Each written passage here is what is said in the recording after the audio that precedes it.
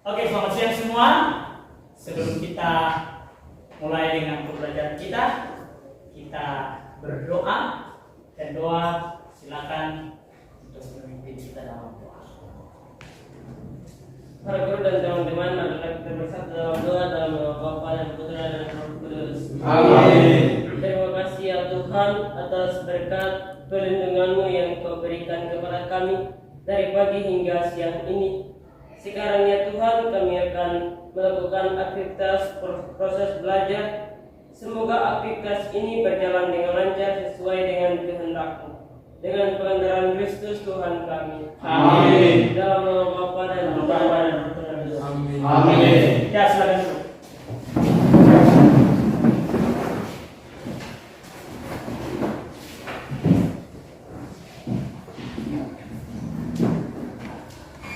Oke, sebelum kita memulai dengan pembelajaran, bagaimana kabar kalian?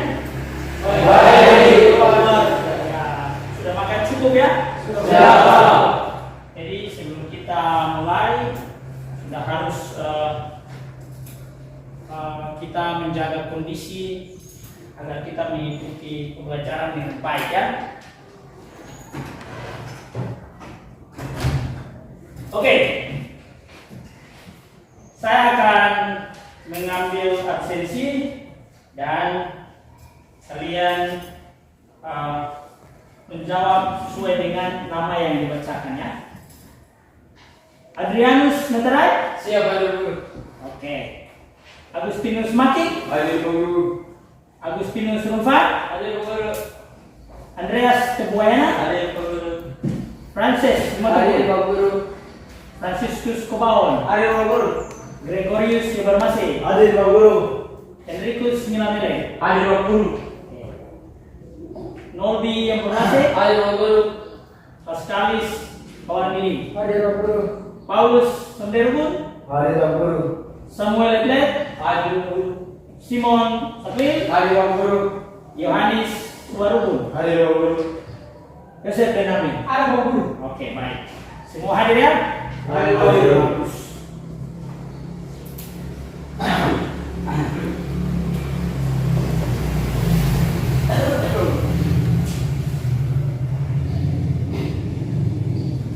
Ya, sebelum kita masuk dalam pembelajaran kali ini sebagai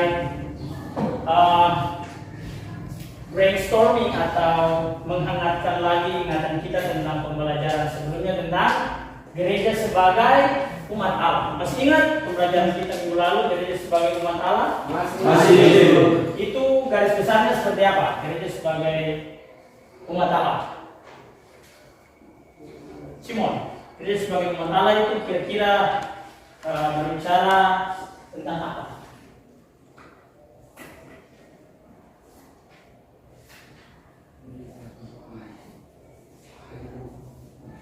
Ada yang gereja sebagai umat Allah yang menuju pada perjanjian lama di mana lebih khusus ditujukan kepada bangsa Israel sebagai bangsa yang pilihan. Kemudian pada perjanjian baru dikhususkan kepada pengikut Kristus yang berdiri dibaptis, kemudian mengatakan kabar gembira seperti Yesus sendiri. Oke, pembelajaran kali ini tentang gereja sebagai persekutuan yang terbuka. Jadi setelah kita melihat gereja sebagai umat Allah, kemudian kita akan melihat gereja sebagai persekutuan yang terbuka. Apa sih gereja sebagai persekutuan yang terbuka?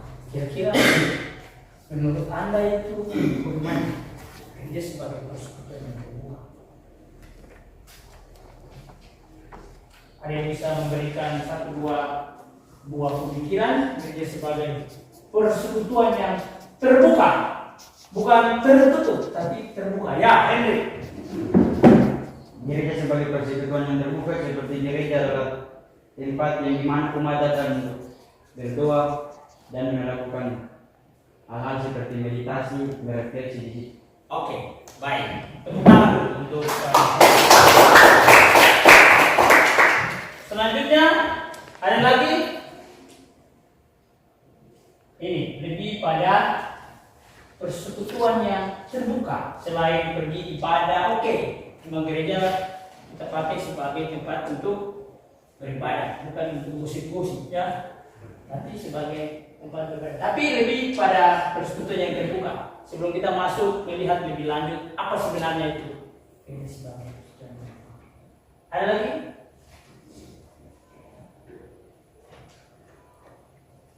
Oke. Jadi kita langsung masuk ya.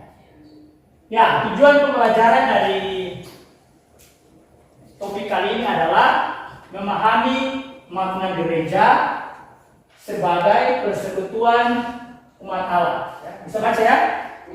Ya, ini. Lalu kemudian mengidentifikasi ciri-ciri atau sifat-sifat keterbukaan gereja terhadap dunia.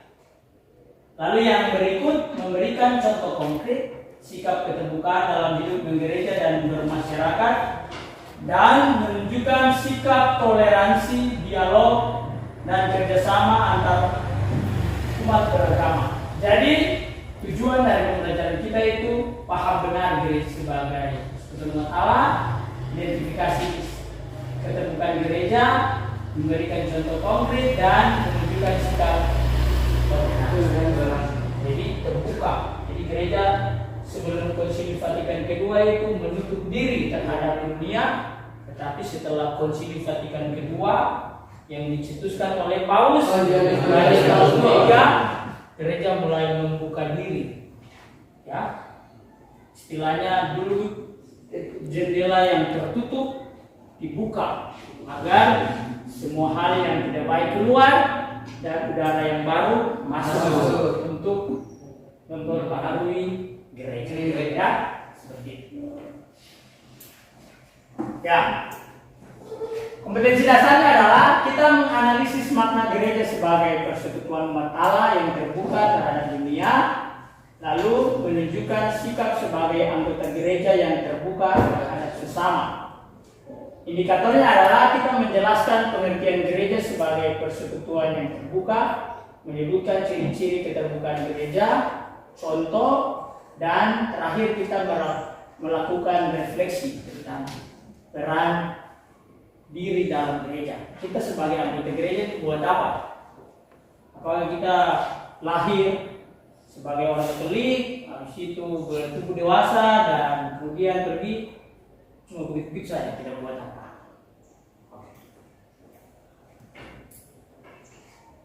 Ya, materi kita adalah gereja sebagai persekutuan umat Allah yang dipanggil untuk menjadi terang dan garam dunia. Sebagai tubuh Kristus, gereja dipanggil untuk hidup dalam kasih dan pelayanan. Nah ini.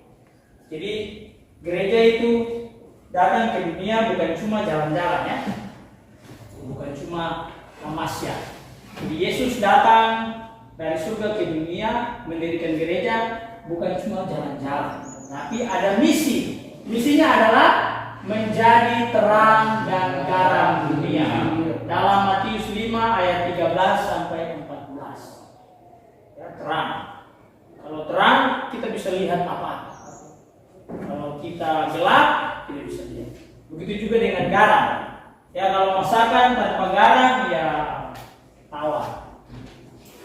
Jadi harus ada garam. Gitu ya? Jadi orang bilang hidup di dunia itu kalau sayur tanpa garam ya tidak enak, harus ada garam. Nah, jadi Yesus datang mengajak kita untuk menjadi terang dan garam dunia. Lalu kita dipanggil untuk hidup dalam kasih dan pelayanan, bukan dalam. Oke, berikut. Ciri-cirinya adalah bersifat universal, bukan eksklusif. Jadi gereja bukan datang hanya untuk orang Israel saja, orang Eropa saja, tapi gereja datang untuk seluruh dunia. Makanya kita orang Tanimba, Dobo, macam-macam. Itu kita bisa masuk dalam anggota gereja. Terlibat dalam kehidupan sosial dan budaya. Gereja juga peduli terhadap kehidupan sosial dan budaya. Makanya gereja ikut ambil bagian dalam politik, macam-macam. Tetapi diri atau identitas sebagai gereja Katolik tidak hilang ya, bukan masuk lalu melebur dan selesai. Gitu. Lalu terbuka terhadap dialog antar agama.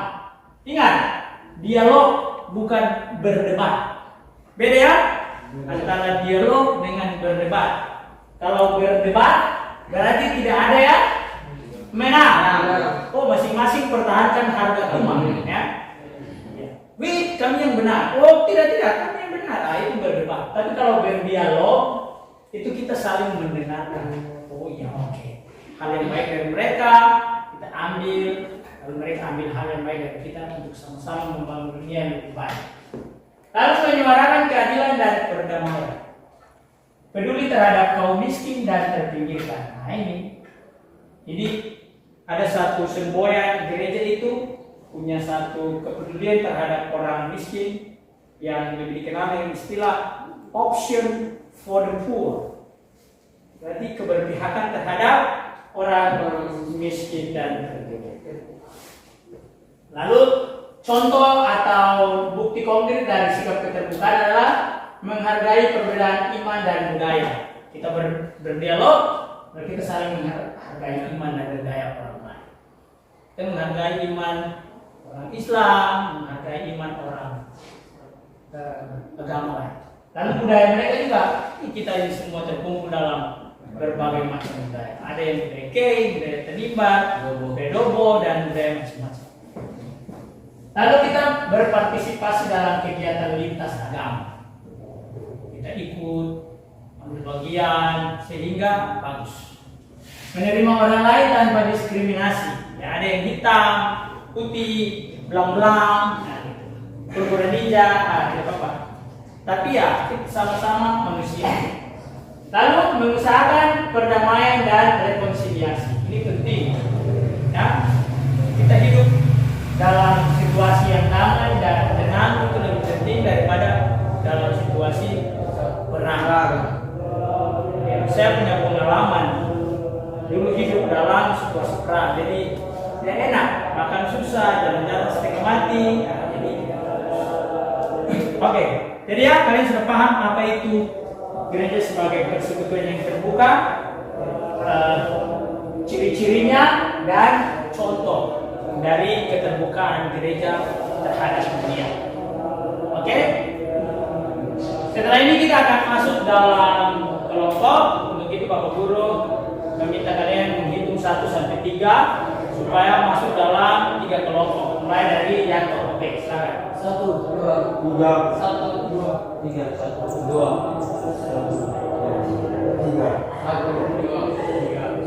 2, 3. Oke, kita dapat 3 kelompok. Jadi nanti kelompok 1 bergabung dengan kelompok 1, kelompok 2 dengan kelompok 2, dan kelompok 3 dengan kelompok 3. Oke, silakan. Cari masing-masing kelompok.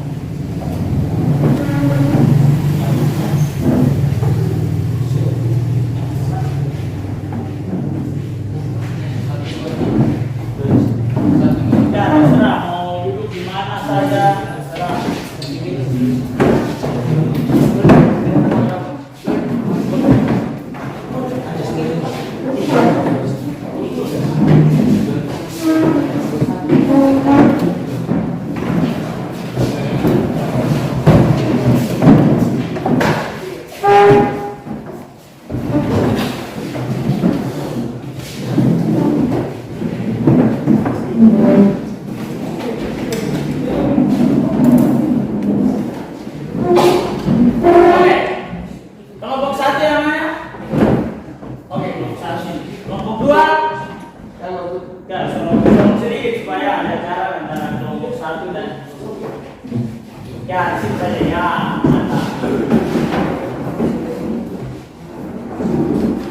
Lalu tentukan sekali sekretarisnya, lalu nanti siapa yang presentasi mewakili kelompok. Sedangkan yang lain nanti bekerja sama untuk menjawab pertanyaan dari teman-teman yang lain dan kelompok lain. Oke. Kita akan studi kasus ya. Ada kasus. Ya, bukan sebenarnya ya namanya juga kasus dalam arti ada gambar yang kita lihat lalu kita identifikasi aplikasi, kemudian kita kaitkan dengan materi kita hari ini. Ya.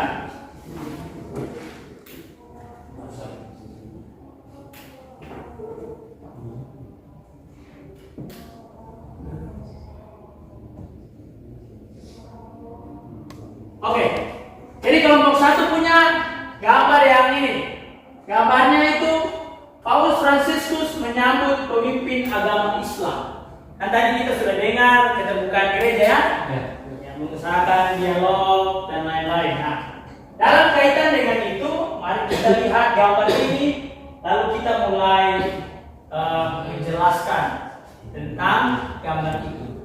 Mengapa sih gereja itu perlu begini? Oke? Lalu nanti kalian presentasi dalam 1-2 kalimat. Lalu kelompok lain mulai menanggapi. Ya, kelompok 1 bisa ya? Oke. Lalu yang berikut, kelompok 2 itu gambar para kardinal yang ikut dalam konklav. Ya. Jadi para kardinal, kalian lihat itu ada muka yang putih, ada yang kuning-kuning, ada yang hitam, ada semua. Kaitkan dengan gereja sebagai persekutuan yang terbuka, yang tadi bersifat universal dan tidak eksklusif. Ya, oke, itu yang kedua. Sedangkan yang ketiga, Paus Fransiskus berkunjung ke Indonesia. Ada Bapak Presiden kita yang sebelumnya itu Presiden Joko Widodo. Jadi dalam kaitan dengan itu, kalian menjelaskan gambar, mendiskusikan lalu mempresentasikannya sebentar di depan, lalu kelompok lain bertanya lalu kalian mulai menanggapi. Oke ya? Saya beri waktu 15 sampai 20 menit. Silakan. Kalau ada yang kurang dipahami ya nanti ditanya. Oke. Kelompok ini kelompok 3, sekretarisnya siapa? Oh ya, Frans. Oke. Nanti sebentar sampai presentasi. Oke. Sudah, nanti kalian diskusi itu. Oke. Berikut kelompok 2 ya. Sekretarisnya? Oke.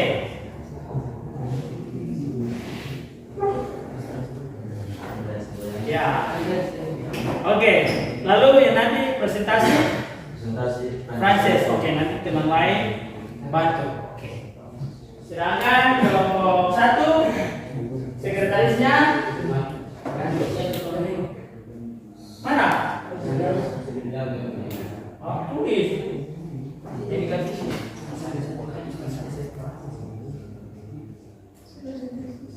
oke, nanti yang presentasi Kevin ya. Oke, baik. Oke, silakan. Berproses dalam diskusi. Kalau ada yang kurang dipahami, nanti ditanyakan.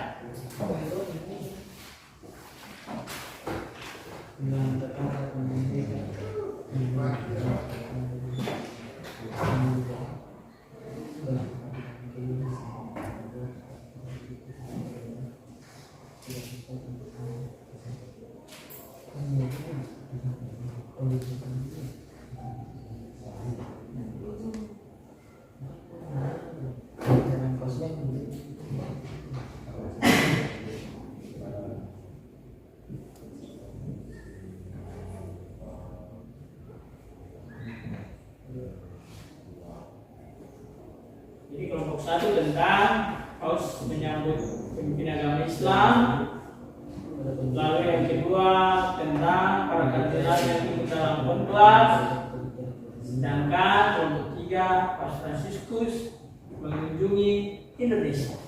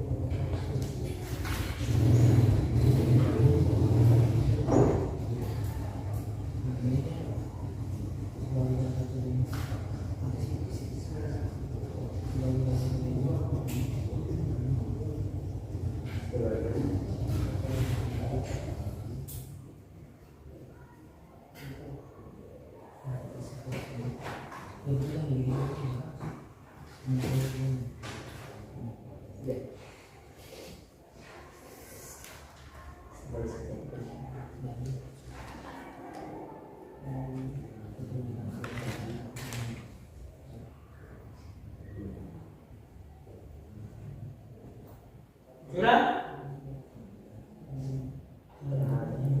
Oh ya.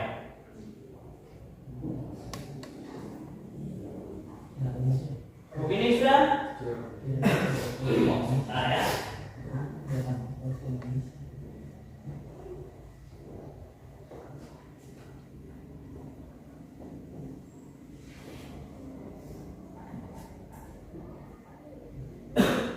Ini sudah ya? Oh, sebentar. Yang tinggal. Setelah ini kita akan berdiskusi, jadi dipercepat supaya kita akan berdiskusi.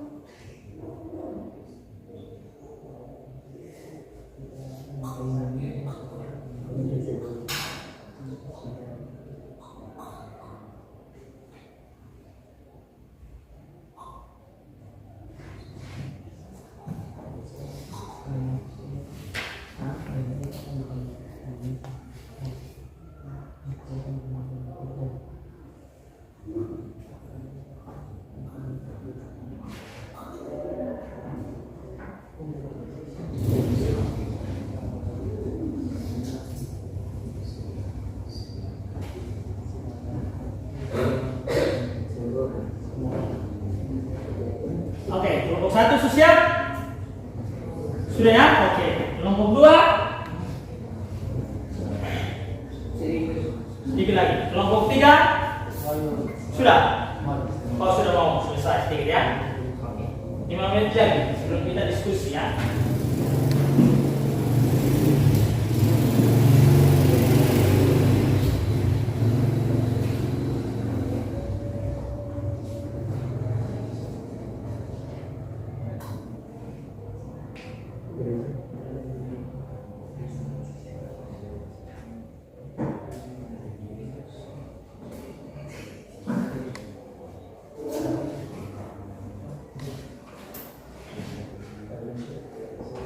Nanti presentasinya di tempat masing-masing saja ya.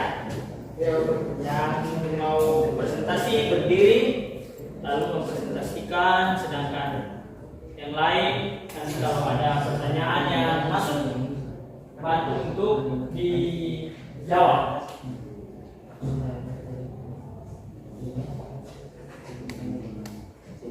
Jangan lupa perkenalkan diri dan teman-teman kelompok ya.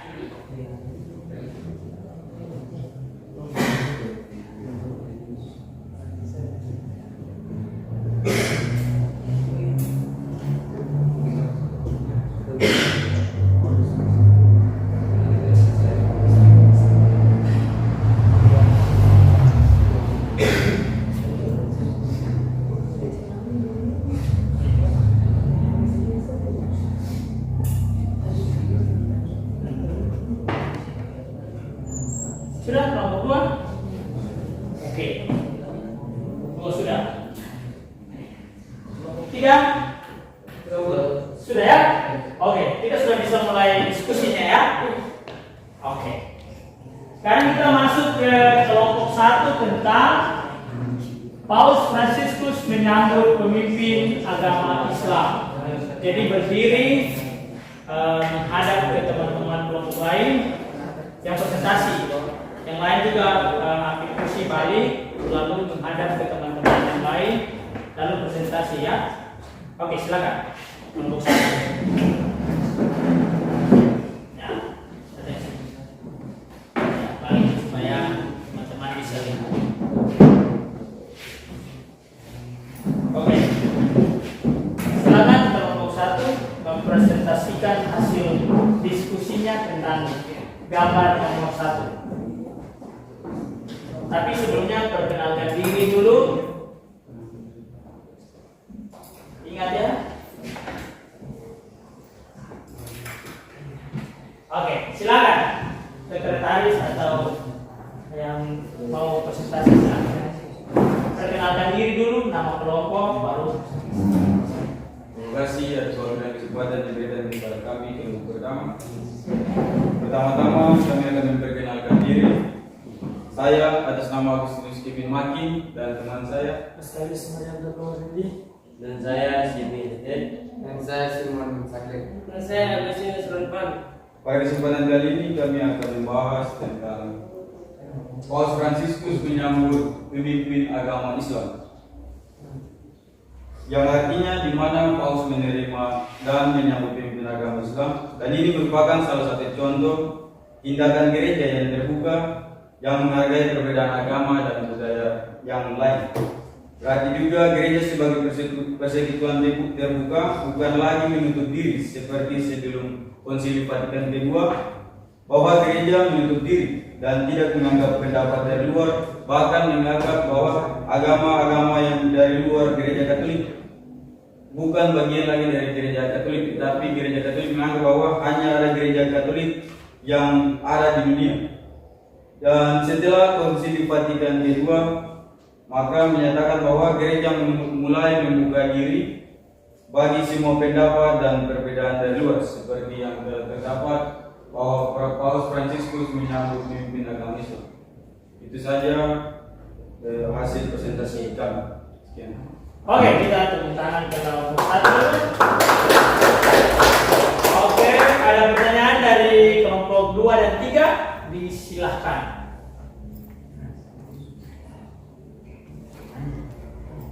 Ya, kelompok 2, Frances.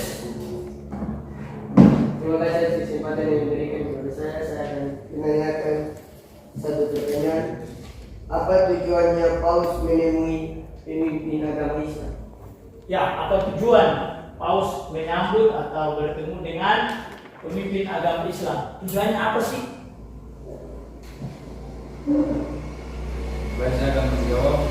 Tujuannya Paus menyambut pemimpin agama Islam mungkin salah satunya adalah mempererat tali persaudaraan antar agama dan membangun rasa toleransi maupun rasa saling menghargai antara perbedaan agama. Oke, mungkin masih ada lagi? Oke, dari kelompok 3 ya. Baik, saya ingin bertanya, apa nilai yang paling penting yang bisa kita ambil dari pertemuan dua tokoh agama ini? Nilai yang paling penting adalah menghargai perbedaan agama dan rasa persaudaraan dan rasa saling toleransi antar perbedaan agama. Oke. Sudah ya? Jelas ya? Ya. Oke, kita tepuk tangan untuk kelompok. Silakan dulu kelompok 1. Bagus ya. Sekarang kelompok 2. Kelompok 2 menghadap semua ke sini. Ya, oke. Terima kasih atas kesempatan yang diberikan kepada kelompok kami. Kami akan mempresentasikan hasil kerja kami. Sebelum itu kami akan memperkenalkan nama kami masing-masing. Perkenalkan, nama saya Frances Antonisius Sejumatu. Saya Yusuf bin Ahmed. Dan saya Gregorius Simon Deparmasi. Saya Adrian Sumatera. Dan saya Andreas Terbayang. Oke, baik, saya akan presentasikan para kardinal yang mengikuti konklaf. Kaitannya dengan gereja bersifat terbuka adalah yakni para kardinal tidak hanya datang dari satu wilayah atau negara yang sama, melainkan mereka datang dari negara yang berbeda namun dengan satu tujuan, yakni mengikuti konklaf atau pemilihan paus. Begitulah sifat gereja. Gereja tidak hanya memikirkan bersamaan dirinya sendiri, tetapi gereja memikirkan segala sesuatu untuk kepentingan dunia. Di situ sifat gereja yang terbuka nampak, karena tujuannya pemilihan paus atau konklaf tidak hanya dipilih untuk memimpin gerejanya saja, tetapi gereja yang akan melihat dan mempertimbangkan seluruh dunia. Sekian dan terima kasih. Oke. Tepuk tangan untuk kelompok ya. Oke, ada pertanyaan dari kelompok 1 dan kelompok 3 tentang ini kelompok 2 yang membahas para kardinal yang ikut konklaf. Ayo. 1-2 pertanyaan. Kalau tidak 2, ya 1.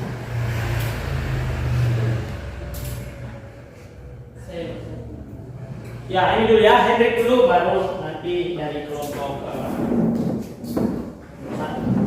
Terima kasih atas kesempatan yang diberikan kepada saya. Seperti yang kita ketahui bersama bahwa pemilihan paus atau konklaf yaitu memilih sebuah kardinal untuk menjadi seorang paus. Tetapi kita melihat bersama bahwa pemilihan paus hanya dapat dipilih dari paus yang berumur 80 ke bawah. Sedangkan kenapa paus yang berumur 80 sampai yang di atas tidak bisa menjadi seorang paus? Oke, jadi pertanyaannya itu lebih kepada usia dari para kardinal ini. Mengapa yang ikut konklaf 80 tahun ke bawah bukan 80 tahun? Ya, dijawab. Silakan duduk.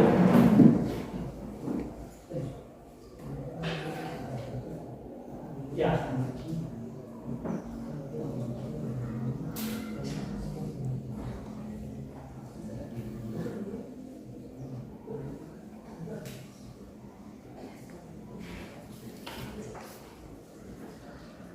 Ayo, silakan.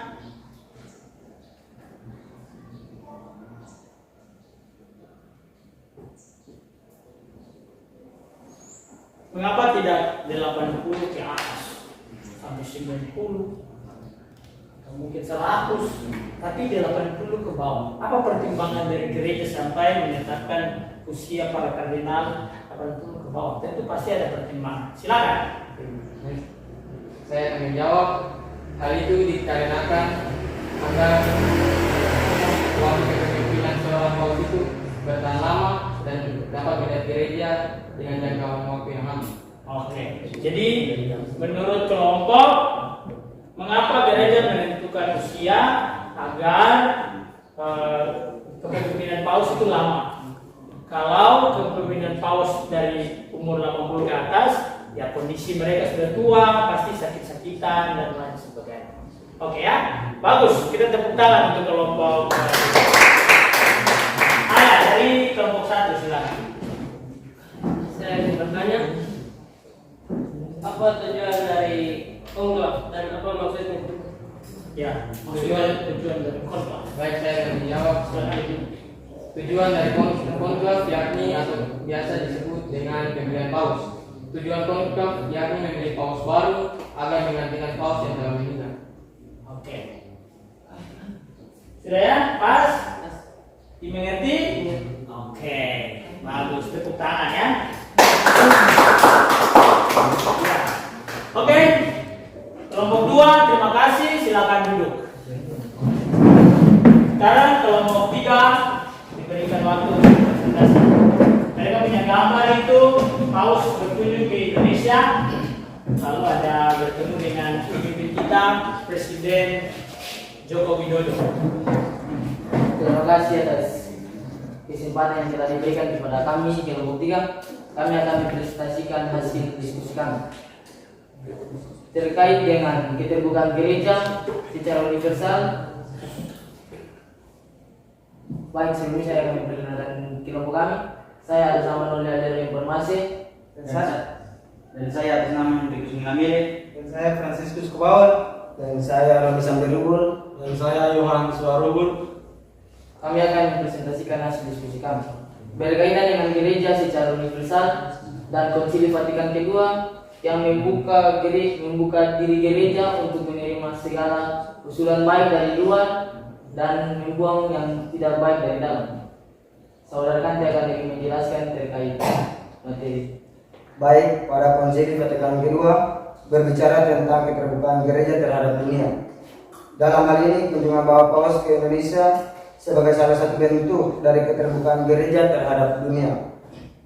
Kedatangan Bapak Paus ke Indonesia, selain itu kunjungan apostolik dan kenegaraan, lebih daripada itu mengajarkan pentingnya toleransi antar agama untuk membangun dunia lebih baik. Kunjungan Bapak Paus ke Indonesia secara universal karena dia datang bukan untuk orang Katolik saja, tetapi untuk semua orang, dan itu penting keterbukaan gereja terhadap dunia. Sekian dan terima kasih. Oke, tepuk tangan dulu. Ya, silakan. Ada pertanyaan dari kelompok 1 dan 2 silakan. Ya, dari kelompok 2 dulu.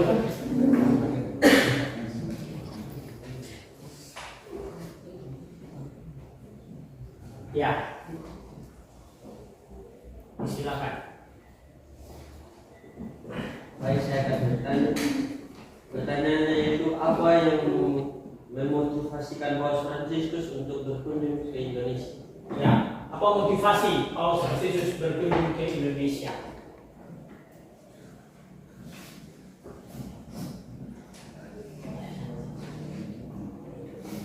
Baik, saya akan menjawab pertanyaan dari saudara Semenetet. Kunjungan Bapak Paus ke Indonesia untuk lebih dari itu, ia memperkuat toleransi antara agama dan budaya. Sekian dan terima kasih. Mantap, kita tepuk tangannya.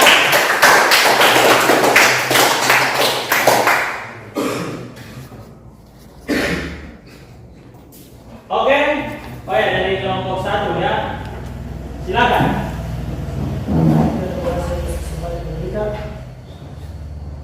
Pertanyaannya, apa manfaat dari Paus Fransiskus datang berkunjung ke Indonesia? Ya, manfaatnya. Tadi tujuan, sekarang manfaatnya untuk apa? Silakan.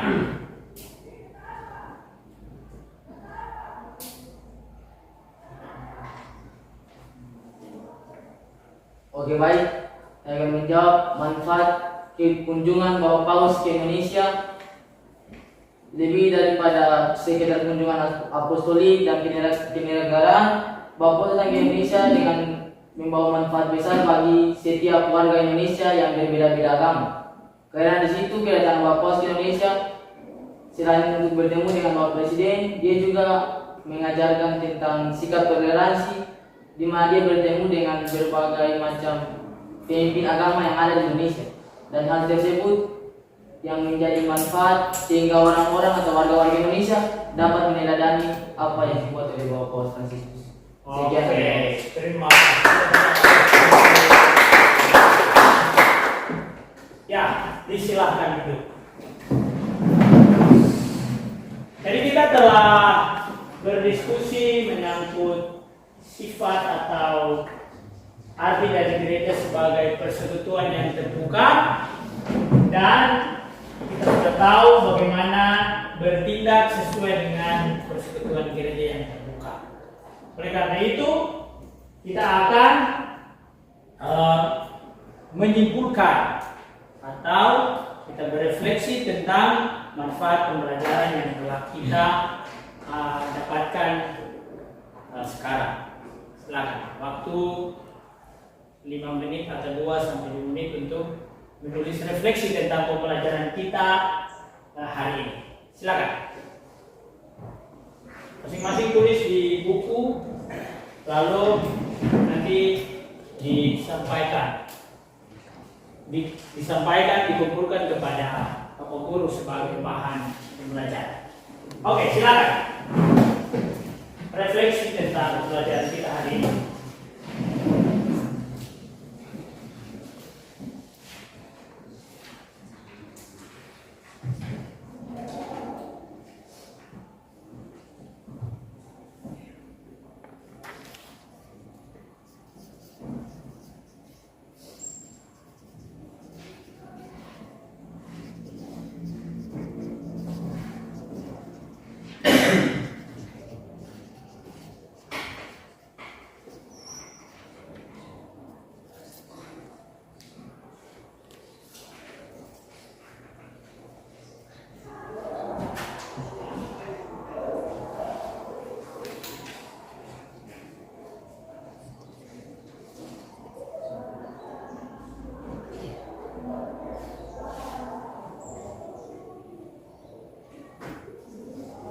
Oke, sambil menulis refleksi, Bapak Guru ingin memberikan kesimpulan tentang pembelajaran kita hari ini bahwa persekutuan yang terbuka yang menuju kepada gereja adalah satu sikap gereja yang tidak memisahkan diri dari dunia sebagaimana yang telah dilakukan sebelum Konsili Vatikan kedua, tetapi gereja melihat dunia sebagai medan untuk berpastoral, mengembangkan dunia tanpa harus kehilangan identitasnya sebagai wakil Kristus di dunia. Jadi gereja ada untuk dunia, bukan gereja hadir dan memisahkan diri dari dunia. Meskipun gereja hadir untuk dunia, tetapi gereja tidak kehilangan jati dirinya atau identitas. Oke, sudah ya? Itulah kesimpulan dari pembelajaran kita hari ini. Ya, kita kumpul refleksi yang telah kita tulis. Oke. Ya, mantap. Mantap.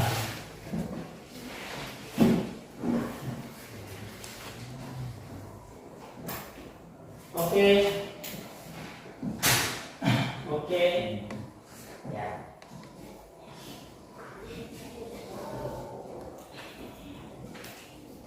Ya. Satu satu orang saja kita jadi perwakilan kalian untuk refleksi tentang pembelajaran kita hari ini. Setelah pembelajaran ini, apa yang Anda rasakan atau Anda timba dari pembelajaran kita? Ya. Silakan. Dari hasil refleksi saya terkait pelajaran hari ini, bagi teman-teman, yang saya timba dari pelajaran hari ini yang belajar hidup dengan keberagaman dan saling toleransi sehingga dapat mewujudkan perdamaian yang tadi. Sekian. Oke, kita tepuk tangan ya. Oke. Sebelum kita mengakhiri pertemuan ini, Bapak Guru ingin menyampaikan terima kasih atas kehadiran kita semua, partisipasi dari Anda semua. Anda aktif ya, aktif dalam pembelajaran. Dan pembelajaran kita yang berikutnya tentang gereja, sifat-sifat gereja, yakni satu, kudus, katolik, dan apostolik. Oke, tetap belajar, minggu depan kita akan ketemu dan tetap semangat. Oke, mari kita berdiri, kita mengakhiri kegiatan kita dengan doa.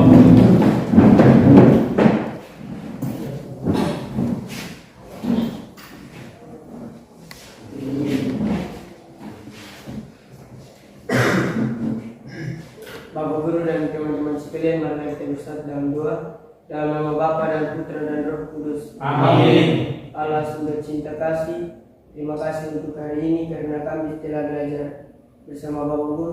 Semoga apa yang Bapak Guru ajar kami dapat mengingat dan melaksanakan dalam kehidupan kami sehari dengan penantaran Kristus Tuhan kami. Amin. Dalam nama Bapa dan Putra dan Roh Kudus. Amin. Ya, selamat siang. Sampai jumpa pada pertemuan berikut. Selamat siang.